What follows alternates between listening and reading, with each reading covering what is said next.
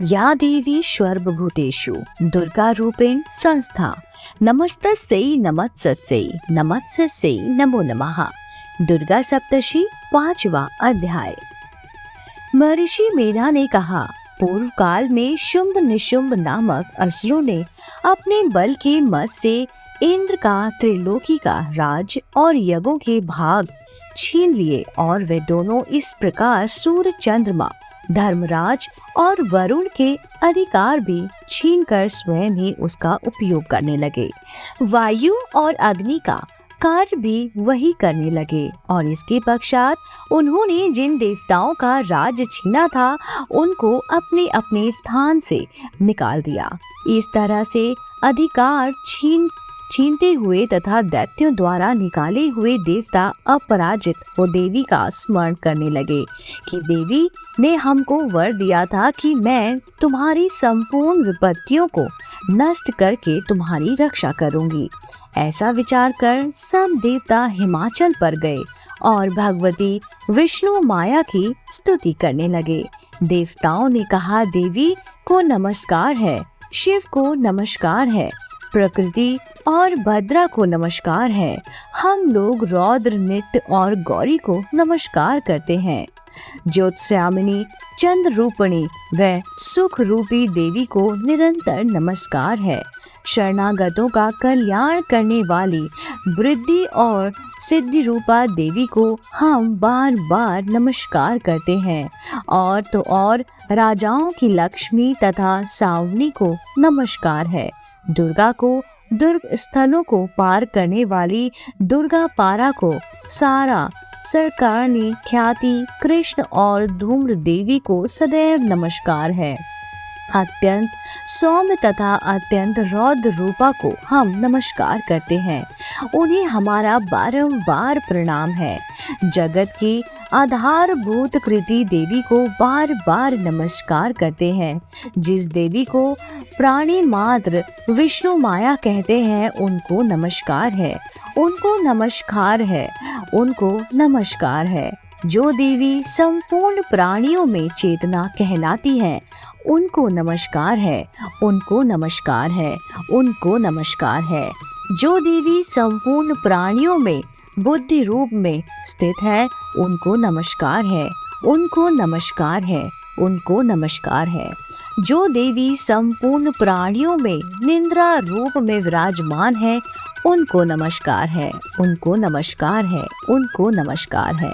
जो देवी संपूर्ण प्राणियों में सुधा रूप में विराजमान उनको नमस्कार है, उनको नमस्कार है, उनको नमस्कार है।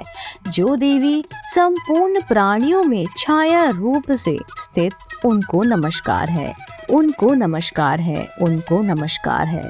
जो देवी सब प्राणियों में शक्ति रूप से स्थित हैं उनको नमस्कार है, उनको नमस्कार है, उनको नमस्कार है।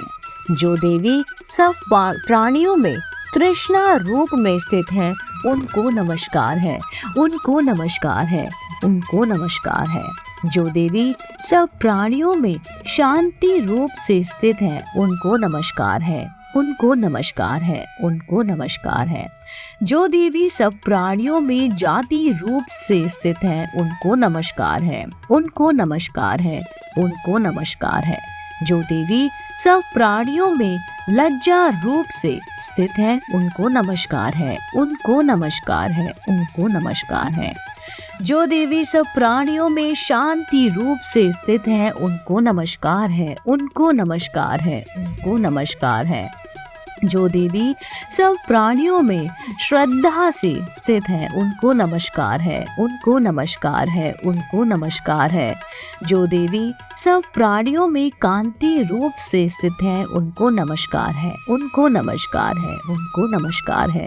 जो देवी सब प्राणियों में लक्ष्मी रूप से स्थित है उनको नमस्कार है, उनको नमस्कार है, उनको नमस्कार है। जो देवी सब प्राणियों में वृत्ति रूप से स्थित है उनको नमस्कार है, उनको नमस्कार है, उनको नमस्कार है। जो देवी सब प्राणियों में स्मृति रूप से स्थित हैं, उनको नमस्कार है, उनको नमस्कार है, उनको नमस्कार है। जो देवी सब प्राणियों में दया रूप से स्थित हैं, उनको नमस्कार है, उनको नमस्कार है, उनको नमस्कार है। जो देवी सब प्राणियों में तुष्टि रूप से स्थित है, उनको नमस्कार है, उनको नमस्कार है, उनको नमस्कार है। जो देवी सब प्राणियों में मात्र रूप से स्थित है, उनको नमस्कार है, उनको नमस्कार है, उनको नमस्कार है। जो देवी सब प्राणियों में भ्रांति रूप से स्थित है, उनको नमस्कार है, उनको नमस्कार है, उनको नमस्कार है। जो देवी सब प्राणियों में नित्य व्याप्त रहती है, उनको नमस्कार है, उनको नमस्कार है, उनको नमस्कार है। पूर्व काल में देवताओं ने अपने अभिष्ट फल पाने के लिए जिनकी स्तुति की है और देवराज इंद्र ने बहुत दिनों तक जिनका सेवन किया है, वह कल्याण की साधन भूता ईश्वरी हमारा कल्याण और मंगल करें तथा सारी विपत्तियों को नष्ट कर डालें। असुरों के सताए हुए संपूर्ण देवता उस परमेश्वरी को इस समय नमस्कार करते हैं तथा जो व्यक्ति पूर्वक स्मरण की जाने पर तुरंत ही सब विपत्तियों को नष्ट कर देती है, वह जगदम्बा इस समय भी हमारा मंगल करके हमारी समस्त विपत्तियों को दूर करे। महर्षि मेधा ने कहा, हे राजन, इस प्रकार जब देवता स्तुति कर रहे थे, उसी समय पार्वती देवी गंगा में स्नान करने के लिए आईं। तब उनके शरीर से प्रकट होकर शिव देवी बोली, शंभु दैत्य के द्वारा स्वर्ग से निकले हुए और निशुंभ से हारे हुए ये देवता मेरी ही स्तुति कर रहे हैं। पार्वती के शरीर से अंबिका निकलती है, इसलिए उनको संपूर्ण लोक में कौशिकी कहते हैं। कौशिकी के प्रकट होने के पश्चात पार्वती देवी के शरीर का रंग काला हो गया और वह हिमालय पर रहने वाली कालिका देवी के नाम से प्रसिद्ध हुई। फिर शुंभ और निशुंभ के दूत चंड मुंड वहां आए और उन्होंने परम मनोहर रूप वाली अंबिका देवी को देखा। फिर वह शंभु के पास जाकर बोले, महाराज, एक अत्यंत सुंदर स्त्री हिमालय को प्रकाशित कर रही है। वैसा रंग रूप आज तक हमने किसी स्त्री का नहीं देखा। हे असुरेश्वर, आप यह पता लगाएं कि वह कौन है और उनका ग्रहण कर लें।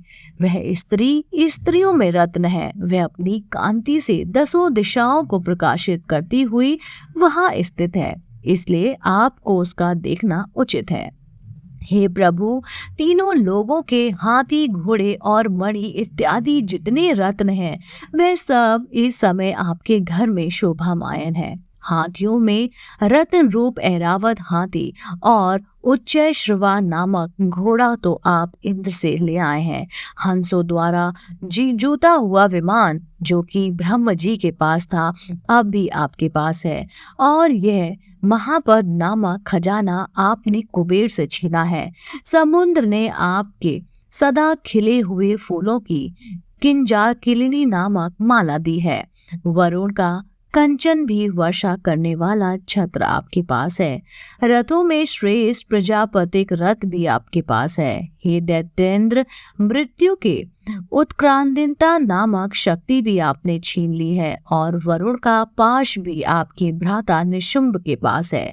और समुद्र में पैदा होने वाले सब प्रकार के रत्न भी आपके भ्राता निशुंभ के अधिकार में हैं। और जो अग्नि में ना जल सके, ऐसे 2 वस्त्र भी अग्नि देव ने आपको दे दिए हैं। हे दैत्यराज, इस प्रकार सारी रत्न रूपी वस्तु आप संग्रह कर चुके हैं, तो फिर आप यह यश कल्याणमयी स्त्रियों में रत्न रूप अनुपम स्त्री आप क्यों नहीं ग्रहण करते? महर्षि मेधा बोले, चंड मुंड का यह वचन सुनकर शुंभ ने विचार किया, सुग्रीव को अपना दूत बनाकर देवी के पास भेजा। प्रथम उनको सबको समझा दिया और कहा कि वहां जाकर तुम उनको अच्छी तरह से समझाना और ऐसा उपाय करना जिससे वह प्रसन्न होकर तुरंत मेरे पास चली आए। भली बातें समझा कर कहना। दूत सुग्रीव पर्वत के उस रमणीय भाग में पहुंचा जहां जहां वहां पर देवी थी और कहा, देवी, दैत्यो शुंभ जो इस समय तीनों लोगों के स्वामी है, मैं हूँ और यहाँ पास हूँ। संपूर्ण देवता उनकी आज्ञा एक स्वर में मानते हैं। अब जो कुछ उसने मुझे कहने को भेजा है वह आप ध्यान से सुनिए। उसने कहा, इस समय संपूर्ण त्रिलोकी मेरे वश में है और संपूर्ण यज्ञ के भाग को पृथक पृथक मैं लेता हूँ। तीनों लोगों में जितने श्रेष्ठ रत्न हैं वह सब मेरे पास है। देवराज इंद्र वाहन ऐरावत मेरे पास है जो मैंने उनसे छीन लिया था। उच्च श्रवा नामक घोड़ा जो शरी सागर मंथन करने से प्रकट हुआ था, उसे देवताओं ने मुझे समर्पित कर दिया था। हे सुंदरी, इसके अतिरिक्त और भी जो रत्न आभूषण पदार्थ हैं वो देवताओं के पास जो थे वो सब मेरे पास है। हे देवी, मैं तुम्हारे संसार की स्त्रियों में मानता हूँ क्योंकि रत्नों का उपभोग करने वाला मैं ही हूँ। हे कटाक्ष वाली सुंदर, अब तुम मेरी हो जाओ। अब यह मैं तुझ पर छोड़ता हूँ कि तू मेरे भाई महाप्रक्रामी निशुंभ की सेवा में आ जाओ। यदि मुझे वरेगी तो तुझे अतुल महान ऐश्वर्य की प्राप्ति होगी। अतः तुम अपनी बुद्धि से विचार कर मेरे पास चली आओ। महर्षि मेधा ने कहा, दूत के ऐसा कहने पर संपूर्ण जगत का कल्याण करने वाली भगवती दुर्गा मन ही मन मुस्कुराकर वहां पर ठहर गई और उसको बोली, हे दूत, तू जा। तू जो कुछ कह रहा है वह सत्य है और इसमें किंचित मात्र भी झूठ नहीं है। शुंभ इस समय तीनों लोगों का स्वामी है और निशुंभ भी उसी की तरह पराक्रमी है, किंतु इसके संबंध में जो प्रतिज्ञा कर चुकी हूँ उसे कैसे झुठला सकती हूँ। अतः तू मैंने जो प्रतिज्ञा की सुन। जो मुझे युद्ध में जीत लेगा और मेरे अभिमान को खंडित करेगा तथा बल से मेरे समान होगा वही मेरा स्वामी बनेगा। इसलिए शुंभ अथवा महाप्रक्रामी निशुंभ यहाँ आवे और युद्ध में जीतकर मुझसे विवाह करके मुझे भली भांति यहाँ से लेकर जाए। इसमें भला देर ही क्या है। दूत ने कहा, हे देवी, तुम अभिमान में भरी हुई हो, मेरे सामने तुम ऐसी बात ना करो। त्रिलोकी में मुझे तो ऐसा कोई दिखाई नहीं देता जो कि शुंभ और निशुंभ के सामने ठहर सके। हे देवी, जब अन्य देवताओं में से कोई शुंभ और निशुंभ के सामने युद्ध में ठहर नहीं सकता तो फिर तेरे जैसी स्त्री उसके सामने रणभूमि में ठहर सकेगी क्या। जिस शुंभ आदि असुरों के सामने इंद्र आदि देवता नहीं ठहर सके तो फिर तुम अकेली स्त्री उसके सामने कैसे ठहर सकती हो। अतः तुम मेरा कहना मानकर उसके पास चली जाओ, नहीं तो जब वह तुम्हें केश पकड़कर और घसीटता हुआ ले जाएगा तो तुम्हारा गौरव नष्ट हो जाएगा। इसलिए मेरी बात मान लो। देवी ने कहा, जो कुछ तुमने कहा ठीक है। शुंभ और निशुंभ बड़े बलवान हैं, लेकिन मैं क्या कर सकती हूँ क्योंकि मैं बिना विचार प्रतिज्ञा कर चुकी हूँ। इसलिए तुम जाओ और मैंने जो कुछ कहा है वह सब आदर पूर्वक असुरेश्वर से कह दो। इसके पश्चात जो वह उचित समझे वो करें। जय माता। दोस्तों, उम्मीद करती हूँ आपको दुर्गा सप्तशी का 5वां अध्याय जरूर पसंद आया होगा। अगला भाग सुनने के लिए मेरे चैनल आध्यात्मिक कहानियों को तुरंत से लाइक कीजिए, शेयर कीजिए और सब्सक्राइब कीजिए। मैं आपको मिलती हूँ जल्दी इसी चैनल पर नई रोचक जानकारी और कहानी के साथ। आप देख रहे थे आपका अपना पसंदीदा यूट्यूब चैनल आध्यात्मिक कहानियाँ।